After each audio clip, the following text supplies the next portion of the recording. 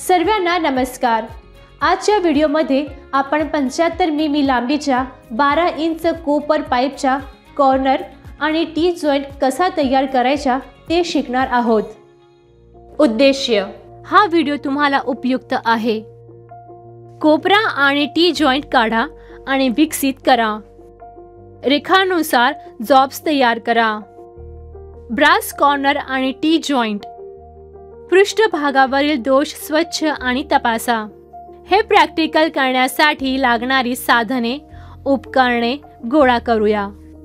Bench wise, hexo frame, steel शासक, steel tape मोजणे, स्क्रायबर, file flat, filler सामग्रीसह brace torch, pipe cutter, emery sheet, flux.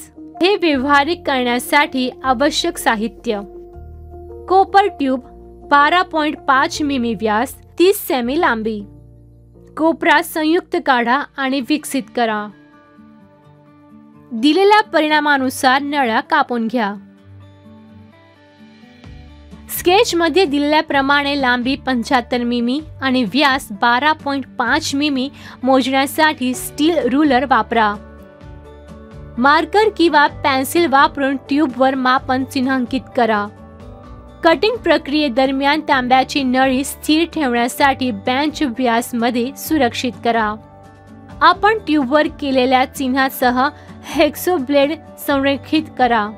हलका दाब लावा आणि खुणा ओलांडून पुढे मागे करवत सुरू करा। करवताना काम करून घ्या, जास्त शक्ती वापरू नका। जोपर्यंत तुम्ही ट्यूब पूर्णपणे कापत नाही तोपर्यंत करवत सुरू ठेवा। कॉर्नर जॉइंट साठी विकास काढा। प्रकारावर विकास चिन्हांकित करा आणि तयारानुसार कट करा। कटिंग कडा डिबर करा। ट्यूबची पृष्ठभाग स्वच्छ करा। कापलेला एमरी शीटचा एक तुकडा घ्या आणि तांब्याच्या नळीभोवती गुंडाळा। एमरी शीट पकडण्यासाठी दुसऱ्या हाताचा वापर करताना ट्यूब एक हाताने घट्ट धरा। ट्यूब वाल्व 90 अंशाच्या कोनात सेट आणि संरेखित करा। 90 डिग्री कॉर्नर जॉइंट तयार करण्यासाठी नळ्या आणि फिटिंग ठेवा। ते एकत्र बसत असल्याची खात्री करा। विकृती नियंत्रित करण्यासाठी आणि सांधे संरेखनात ठेवण्यासाठी रूट गॅप शिवाय सांधे ब्रेस करा। पृष्ठभागावर दोषांसाठी सांधे तपासा। टी जॉइंटचा विकास काढा। दिलेल्या मापानुसार कोपर पाईप कापून घ्या।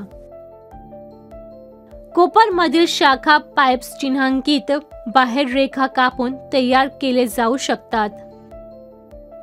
पाईप कटरने कटिंग। पाईप कटर हे तांब्याच्या नळ्या कापण्यासाठी डिझाइन केलेले एक विशेष साधन आहे। हे क्लीनर कट ऑफर करते आणि हे सापेक्षा वापरण्यास सोपे आहे। पाईप कटरची ब्लेड तुम्ही ट्यूबवर केलेल्या चिन्हावर ठेवा। जोपर्यंत ब्लेड ट्यूबशी संपर्क साधत नाही तोपर्यंत कटरची गाठ घट्ट करा। कटरला नळीभोवती वर्तुळाकार गतीने फिरवा। प्रत्येक रोटेशन नंतर हळूहळू नोब घट्ट करा। ट्यूब कापली जाईपर्यंत नोब फिरवत आणि घट्ट करणे सुरू ठेवा। लांबी कापल्यानंतर पाईप्सवरील कोणतीही जळजळ भरून काढून टाका।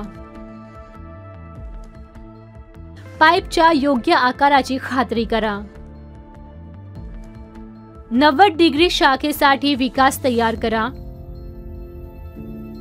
अचूकतेची खात्री करण्यासाठी पाईपच्या टोक्यापासून खूण एक परिपूर्ण 90 अंश कोन बनवते याची पडताळणी करा। चिन्ह पाईपच्या काठावर लंब आहे की नाही हे तपासण्यासाठी तुम्ही चौकोन किंवा काटकोन साधन वापरू शकतात। पाईपवर विकास चिन्हांकित करा आणि त्यानुसार कट करा। पाईपची पृष्ठभाग स्वच्छ करा। शाखा पाईप मुख्य ट्यूबसह 90 अंशाची कोनात सेट करा आणि संरेखित करा. 90 डिग्री शाखा कनेक्शन तयार करण्यासाठी टी फिटिंगच्या ओपनिंगमध्ये शाखा पाईप घाला. प्रवेश मिळवण्यासाठी कोणताही मुळांच्या अंतराशिवाय सांधे ब्रेस करा. सांधे तयार करण्यासाठी तांबे पाईप किंवा फिटिंग ठेवा. मुळाच्या अंतराशिवाय पृष्ठभागामधील अंतर कमी करण्यासाठी सांधे शक्य तितक्या घट्ट आणि फ्लश असल्याची खात्री करा. संयुक्तच्या दोन्ही बाजूंना उष्णता लावा. उष्णता समान रीतीने वितरित करण्यासाठी संयुक्त भोवती ज्योत हलवा. तांब्याच्या नळीवर ब्रेस टी जॉइंट अर्धा, लांबी 75 मिमी, 19 रोलिंग स्थितीवर.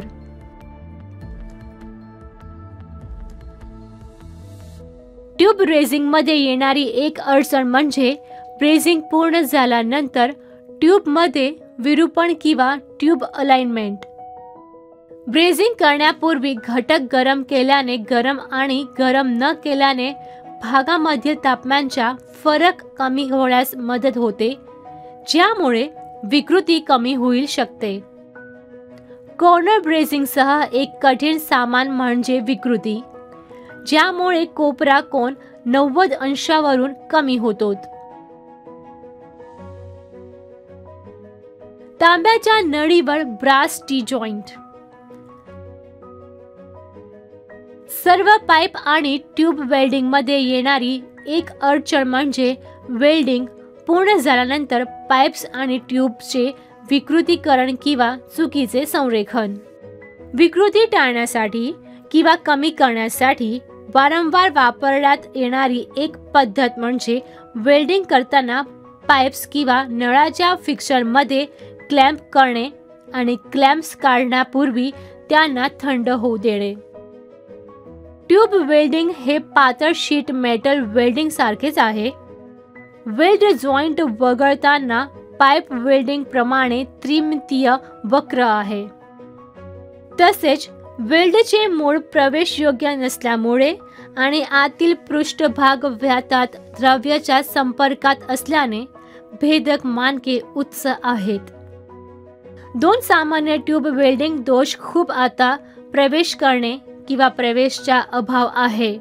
ट्यूबिंग वापरण्यापूर्वी या दोषांची दुरुस्ती करणे आवश्यक आहे.